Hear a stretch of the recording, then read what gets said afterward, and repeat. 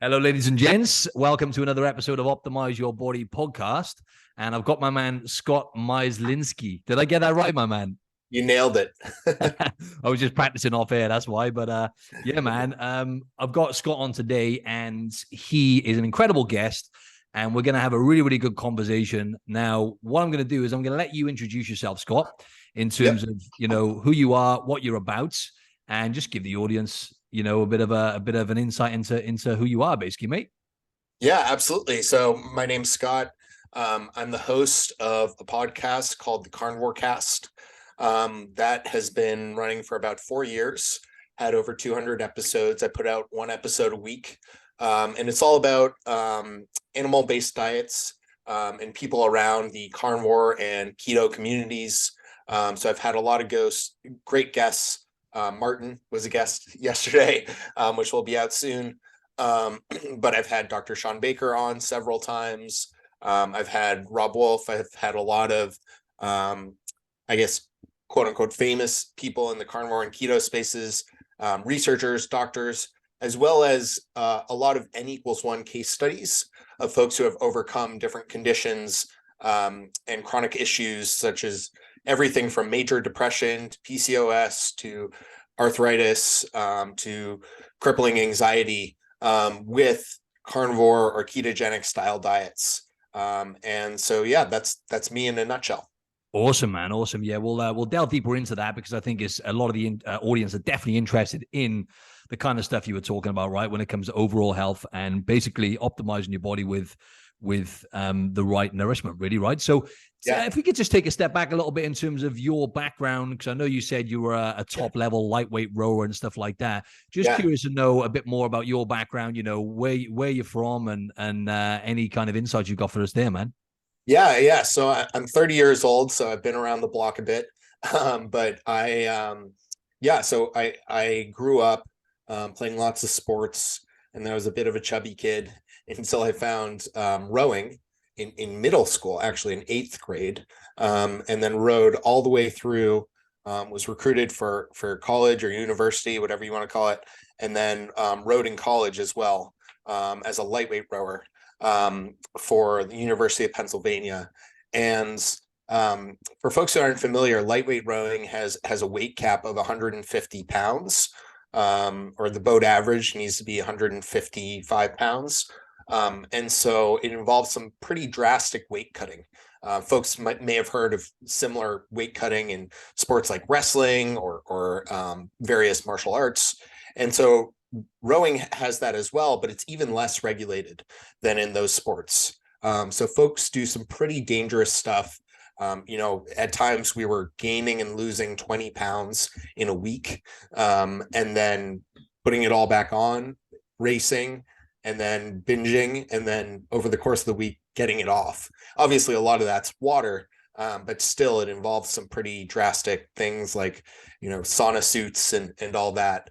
And yeah, coming out of college, so in college I was rowing, 4 to 6 hours a day, every day, all year round. It's not really a seasonal sport. You have to stay in shape all the time. So I rowed every summer competitively. I rowed in the fall. The main racing season is in the spring, and then in the winter you're on the rowing machines in the dungeon, killing yourself. And so that took a lot of harsh tolls on my body. I think from a joint integrity aspect, it's a lot of overuse injuries. So one doctor described it to me as moving pianos around corners, because you're twisting sideways out of the boat, and then all the force is going through from your legs, which push on a seat, through your back to the oar. So your back is kind of twisting over and over again under a pretty heavy load continuously, and combine that with malnutrition from the dieting and always having to be lightweight, it's kind of a recipe for disaster. So I had a host of back issues, chronic back injuries, and I started taking naproxen, which is an NSAID, anti-inflammatory. I just was taking the amount on the bottle, but I was taking it every single day, twice a day for 3 years. So that really took its toll on both my hormonal health as well as my GI health, my digestion. And so, I had a lot of those problems coming out of college. And then straight out of college, I went from 4 to 6 hours of rowing a day and no strength training to working 90 to 100 hours a week in a management consulting job, traveling all the time, very high stress, eating on the road, eating, just whatever was available.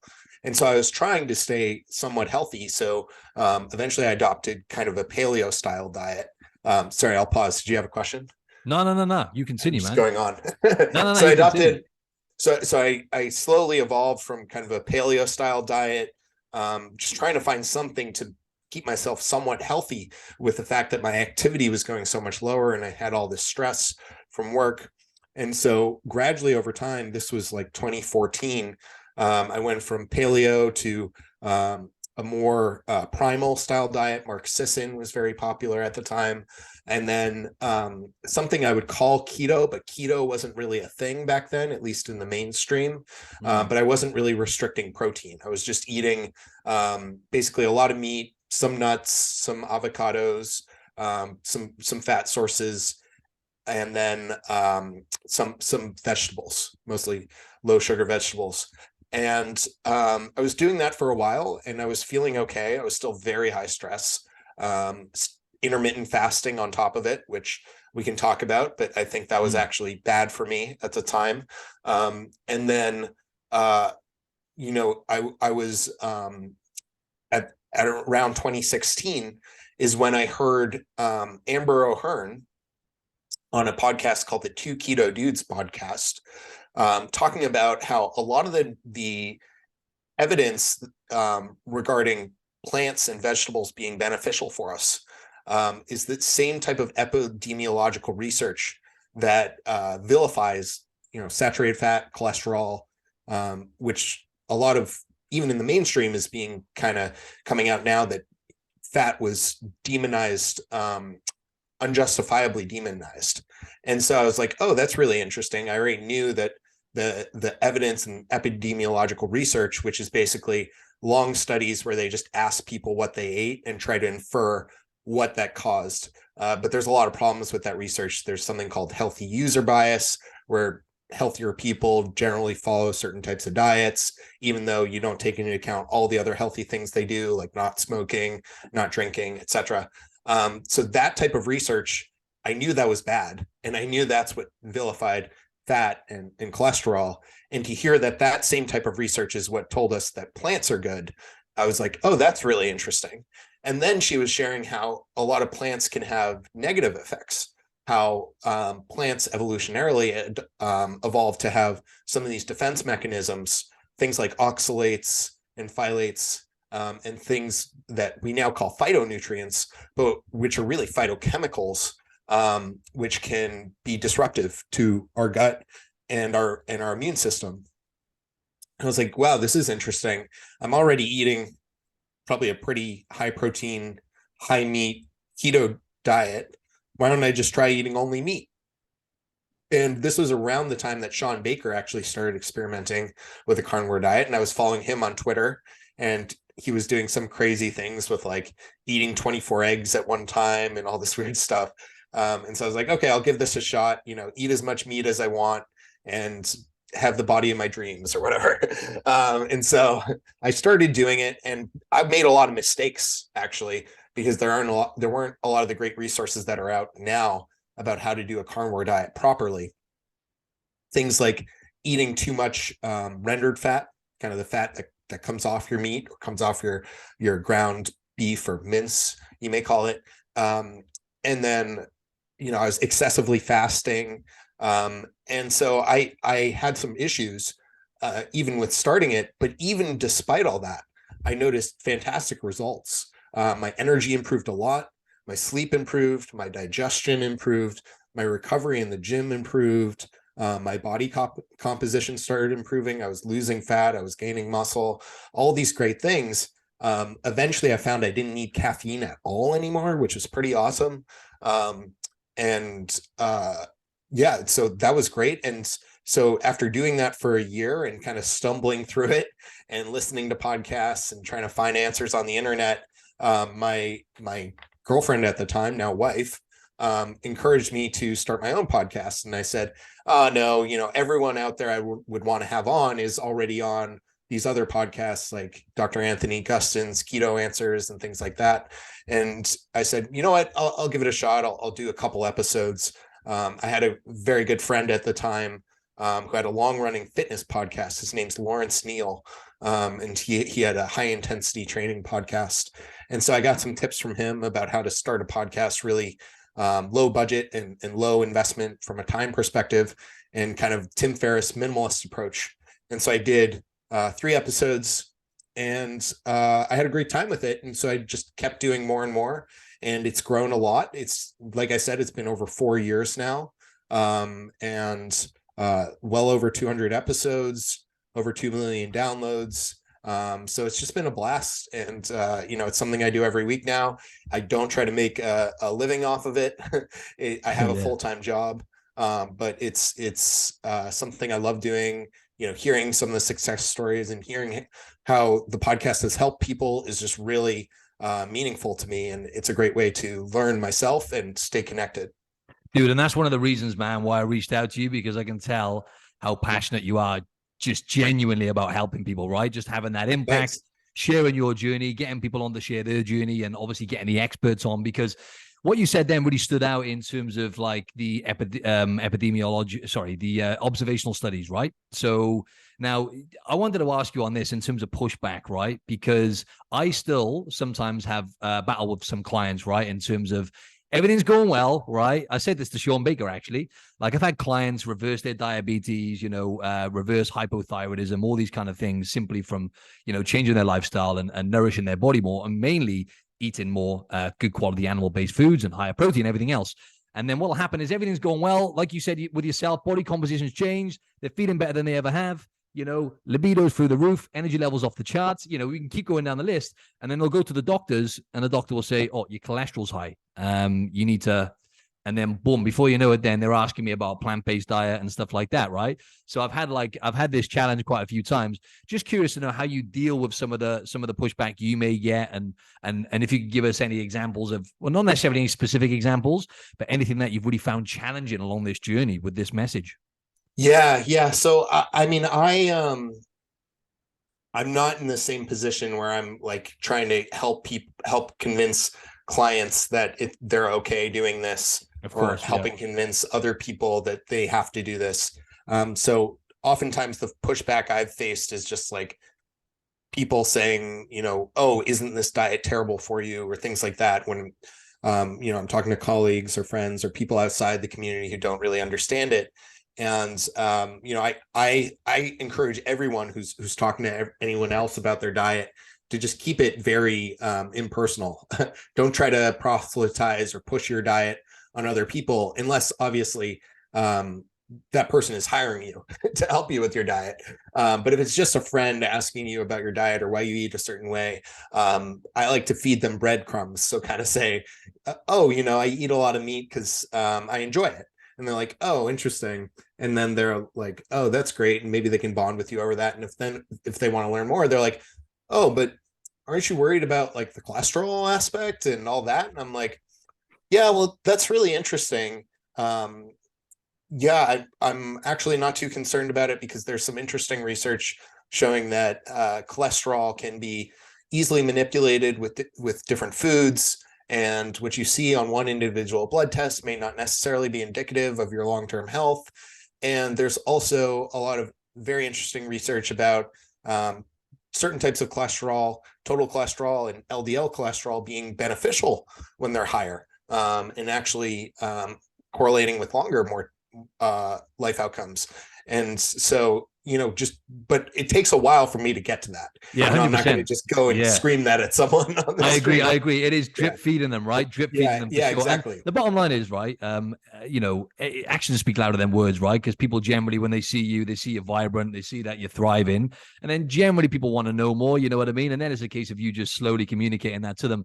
But yeah, what I was getting at is I haven't really had any of my clients on a strict carnivore diet, but just by simply eating more protein and having more, maybe having a few more eggs, right, to get the nutrients in, they've had like pushback off that. You know what I mean? But yeah, obviously, in terms of just tapping a little bit deeper into that as well, in terms of like the benefits you've had, because I know you mentioned about the benefits you've had, and you mentioned literally everything changed, right?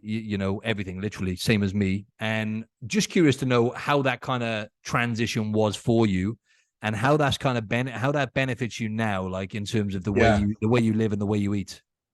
Yeah. So the transition was great. I think I found a really good path with it, getting into carnivore and getting into eating those foods. And then, over time, as I learned more about fat sources and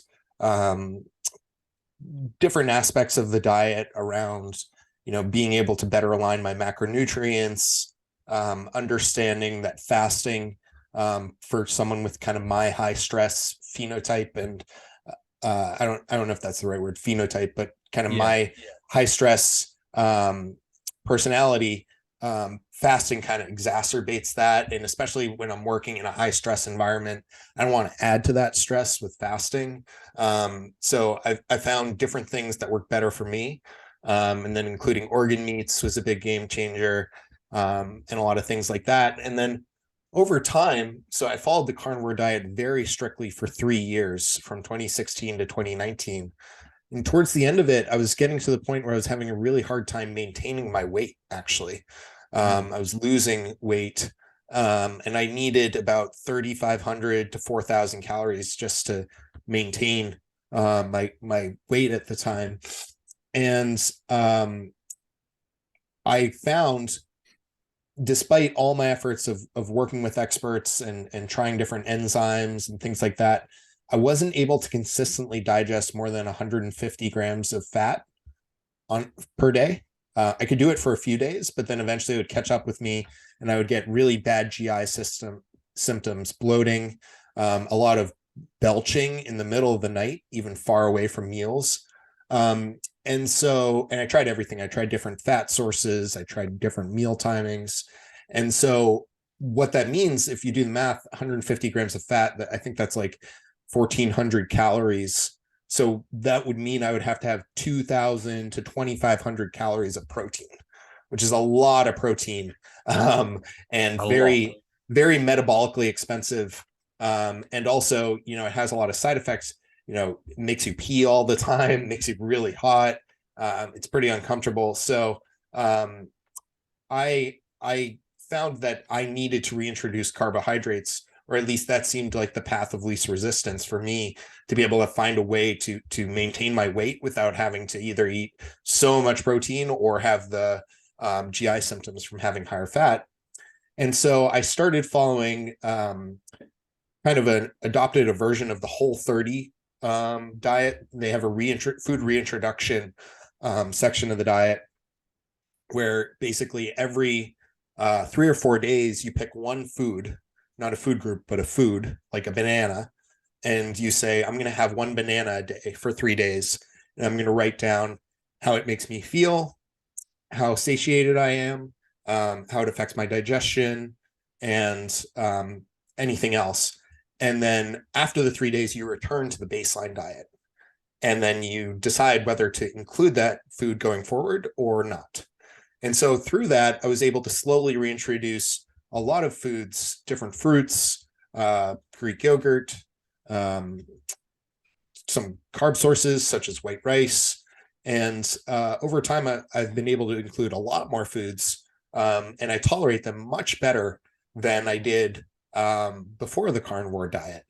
And that's partly becoming more aware, I think, of the foods that I do well with and don't do well with, and doing this food reintroduction. I think the carnivore is actually a really excellent elimination diet in a sense. And then it also may have helped me with some of my gut issues, just being on a carnivore diet for a prolonged period of time. But I'm not dogmatic at all about my own diet or other people's diets. So although, I don't eat carnivore, I still host the Carnivore Cast. And the podcast is never meant to be, what is Scott eating today? It's about the guests, and so, I think I've learned a lot from the carnivore diet. I think it's a fantastic tool. I think there are aspects of it that people can all adopt to improve their diets. But that's kind of been my evolution with it. Yeah, awesome, man. I'd like to, speaking of tools as well, because I would like to tap into, I'd like to make this, like nutrition based mainly, right? And just because your experience is very, very interesting. And you mentioned about fasting as well, right? And I think it's an important point you made where someone like myself as well, when I'm more stressed and stuff, unless I'm getting sufficient calories into that window, because I eat in like, let's say like an 8-hour window, 6 to 8 hour window every day. So I don't eat in the mornings. I'll break my fast about midday and it works for me. But if I don't get enough calories in within that window, then it will have a knock-on effect, right? And obviously if you're more stressed, you kind of add in fuel to the fire. So this is like almost like a very almost popular thing now, right? Fasting and intermittent fasting. You said about that potentially being a problem for someone like yourself. So how would you communicate that to the audience, right? In terms of like if someone, because a lot of people, I always say to my clients, it's a tool you can use, right? It's a great tool to have in the toolbox, but I can count on one hand, like the amount of people that I'd actually recommend that to, unless it's later down the line and they've really built a healthy relationship with food and eating mainly whole food, Yeah, I think you captured it perfectly. I think having that baseline of a healthy relationship with food, and also, it may be something that's better when you're already at a maintenance level, and not in a severe deficit.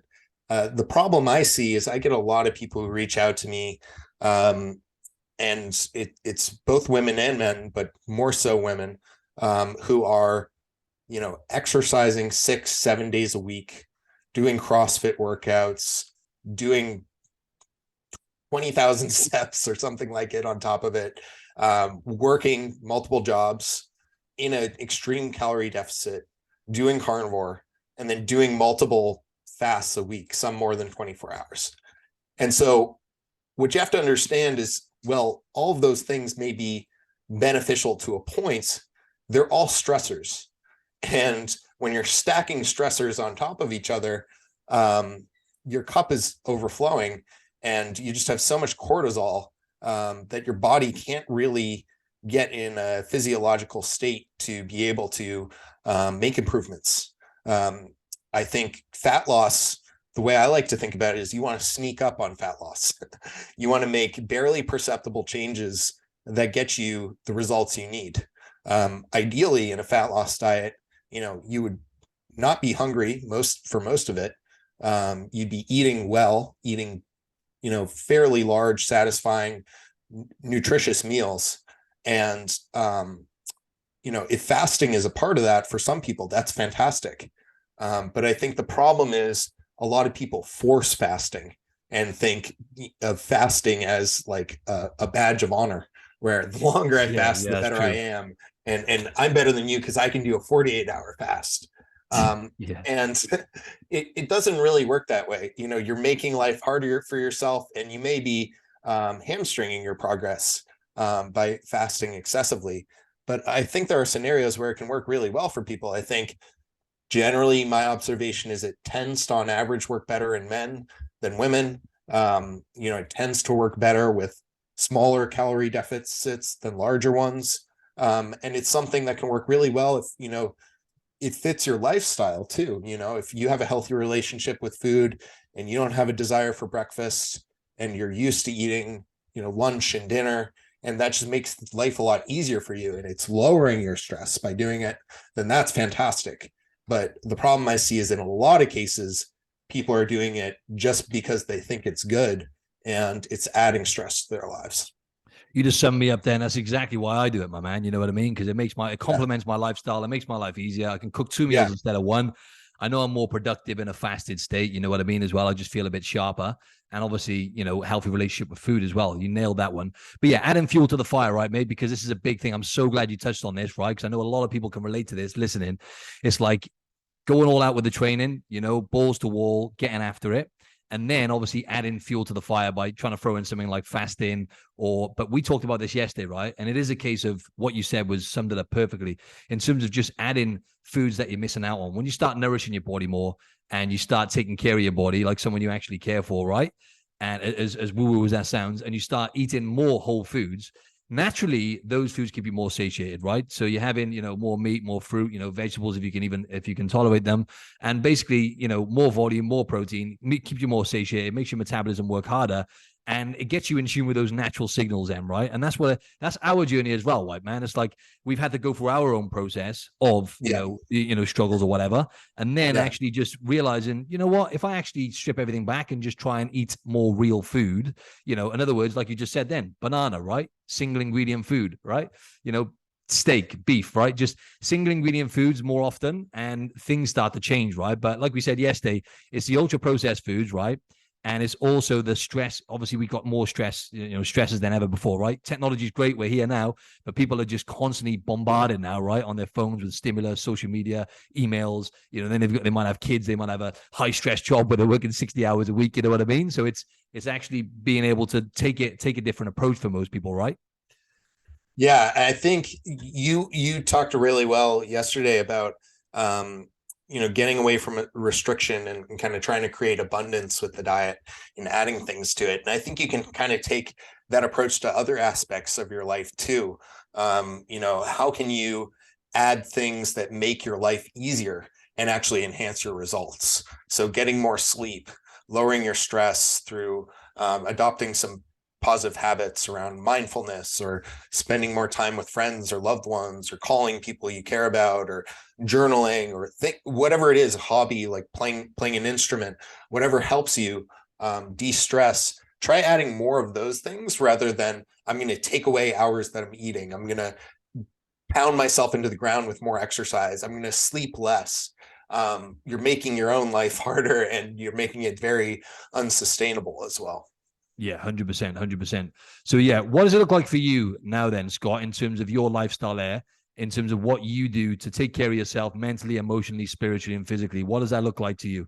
Like, what are the non-negotiables for Scott? Yeah, absolutely. So for me, I suffer with insomnia, unfortunately, waking insomnia. So I've worked on it a lot.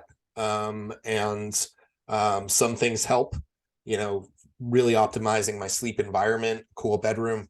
But I need to be in bed for a good 9.5 hours a night to get 7.5 hours of sleep.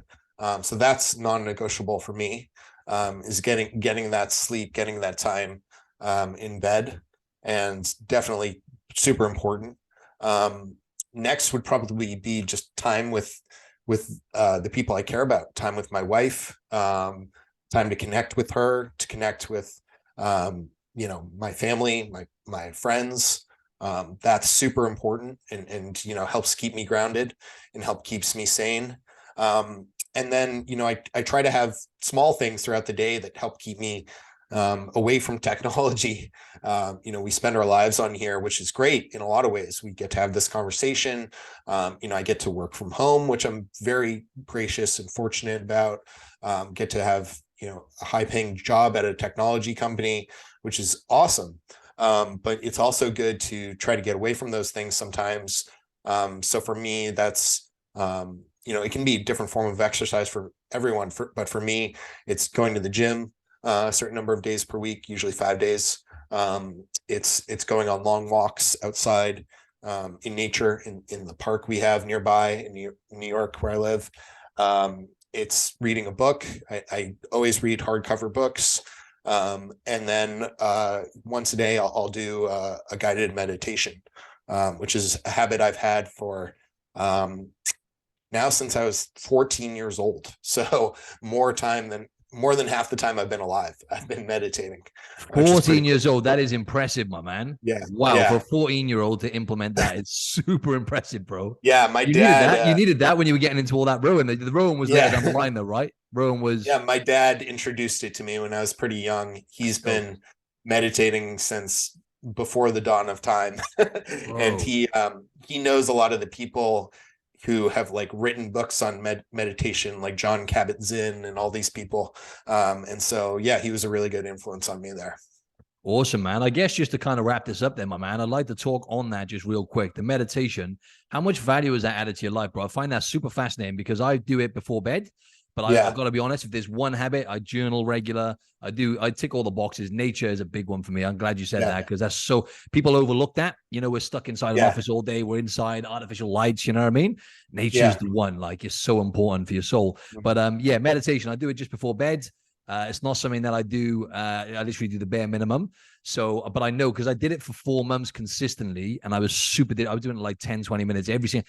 And and I always say this to my audience, to my clients, is when you stop doing things, right, Scott? That's the interesting thing. It's like, fortunately for me, I get good sleep, but I'm not trying to rub it in, bro. I feel sorry for you, man. I felt like I felt like pain shoot from my body then when you said insomnia. I was like, man, that's such a horrible thing to deal with, man. But like for me, you know, I've got everything dialed and stuff like that. But the meditation. Sorry, what I was going to say. I was going to say with my audience and my clients, I'll tell them, you know, it's when you stop doing these things, that's when you notice you start getting the negative benefits. So when I was meditating for 4 months, I noticed when I stopped doing it, I was just less present when I was in conversations, and things would pop up and it would like trigger me, or I would feel like a stress response. And I've noticed then when I went back to it, I just feel like I'm more present and I can just deal with stress better. I can deal with the clutter in my brain better by just taking a few deep breaths. You know what I mean? I think it's a magical thing, but it's so hard to do. And I would say 90 to 95% of people need to do more of it, you know? Yeah, I think it's one of those things where you have to find a version of it that works for you. There's some people who despise it, and I think part of the reason they despise it is because they think they're doing it wrong, or they think they're bad at it. But really, if you notice a lot of thoughts, if you find yourself drifting off, that's actually a good thing. That's the whole point of it. But that's a whole rabbit hole we can go down. I think, there's some really low, really easy ways to be mindful. Like, you could find a song you find relaxing and listen to it a few times with your eyes closed at night. That's meditating. That's a version of being mindful. And whatever helps get you into that state, I think, is fantastic.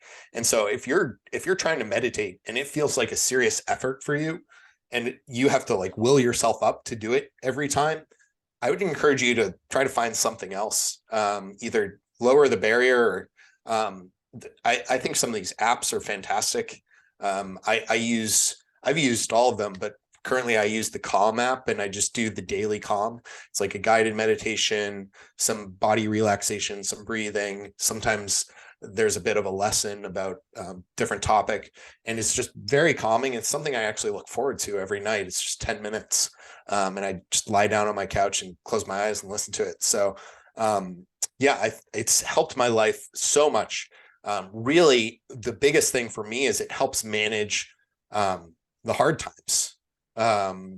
You talk about the daily kind of being present. I think that's definitely part of it. But for me, it's like the resilience when bad things happen, and when things don't go your way, when you get hurt, when you hear bad news about a loved one, when you lose your job, all those things. I feel like meditation is an investment, like dollars in the bank for those situations, to kind of be able to emotionally and spiritually handle them better. Yeah, I love that, mate. And it's a non-negotiable for me before bed now, because I notice the interesting thing, you probably noticed this, when I start doing the deep breathing before bed, I start yawning. Give it a few minutes and I start yawning. It's like my nervous system is switching into that, rest and digest state. It's non-negotiable, man. I used to do it for almost all the time I've meditated. I did it upon waking up. So the first thing I would do. And that works well, but I've really enjoyed lately doing it before bed. It gets you into that state. 100%. Yeah, I'm more consistent doing it this way as well. I started off doing it in the mornings. Anyway, man, yeah, just to kind of wrap things up, I think we covered a lot of ground there, mate, and there was so many knowledge bombs there for the audience, and it's great for us to get an insight into kind of who you are as well, man. So thanks for sharing everything. Yeah, thank you. Where can the audience find you, my man? Yeah, just if you're interested in checking out the podcast, just look for Carnivore Cast wherever you consume podcasts. I'm on YouTube now, so I do video podcasts. Just started that a few months ago. I have a website. You can contact me on Instagram. It's just Carnivore Cast. I respond to pretty much every message as long as I remember to check the spam folder. And yeah, thanks so much for having me on, Martin. It's a pleasure to speak with you. Really enjoyed both our conversations, and thanks again for having me.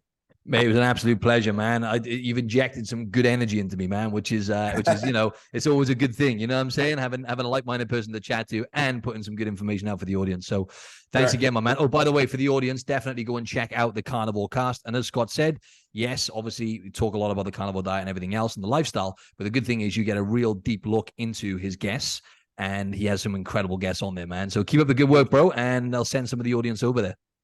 Thank you. Thanks, Martin. Thanks, man.